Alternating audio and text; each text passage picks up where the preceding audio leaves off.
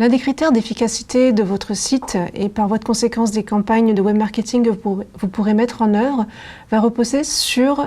la capacité que vous aurez à mettre en œuvre des interactions et des incitations à l'action intéressantes avec vos internautes. Je vous invite pour cela notamment à vous référer à des techniques de marketing bien connues comme la technique de l'AIDA,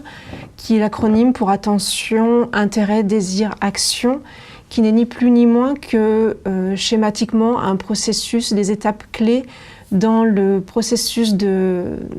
d'adoption que l'internaute aurait vis-à-vis de votre site et le fait de l'amener à réaliser sur votre site l'action de conversion que vous aimeriez qu'il fasse, que vous avez en tête. Interagir avec votre audience, ça revient donc à concevoir des pages de destination, pages d'entrée, pages d'atterrissage, avec des incitations à l'action, des calls to action, comme on dit en anglais, qui vont permettre à l'internaute vraiment de rentrer dans un échange, une discussion, éventuellement une relation avec vous. Des exemples de calls to action assez classiques que vous avez très certainement rencontrés aujourd'hui vont être des choses aussi simples que contactez-nous, télécharger notre étude de cas, contacter notre service client, consulter un témoignage client, découvrez tel dernier article sur tel dernier sujet que nous avons évoqué, découvrez une gamme de produits, notre catalogue de services, inscrivez-vous à notre newsletter, mais également dans la vie réelle, rencontrez-nous à tel salon qui se tiendra à telle date dans telle ville, suivez-nous sur les réseaux sociaux bien évidemment et partagez nos articles ou commentez-les. Voilà tout un ensemble de calls to action, d'incitations à l'action que vous devriez intégrer dans vos sites, dans vos différentes pages pour en faire des pages plus efficaces. Ceci étant dit, vous devez garder en tête une règle qu'on appelle la règle des 99-1 qui revient finalement à dire qu'en moyenne, on a sur une base de 100% d'internautes,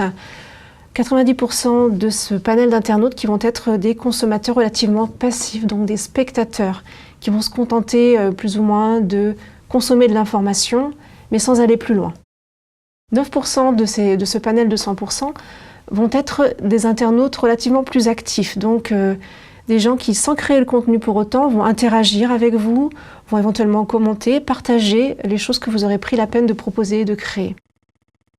Le 1% restant, c'est cette toute petite partie d'utilisateurs qu'on appelle des contributeurs ou des créateurs, qui vont être les gens qui vont créer le contenu, publier des articles sur des blogs, publier des vidéos, des photos, etc.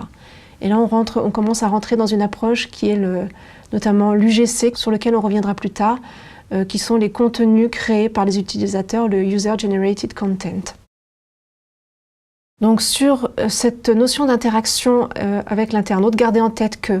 proposer de bonnes incitations à l'action, c'est vraiment un moyen essentiel pour le guider vers l'objectif que vous avez en tête sur votre site et pour le coup lui permettre probablement de vivre une expérience utilisateur positive. C'est également de provoquer l'interaction qui par ailleurs n'aurait peut-être pas eu lieu, donc avec des calls to action qui l'amènent vers vos objectifs idéalement.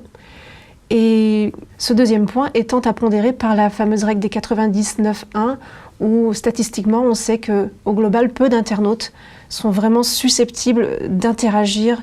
et d'échanger avec vous spontanément, en tout cas certainement pas si vous n'avez pas de calls to action sur votre site.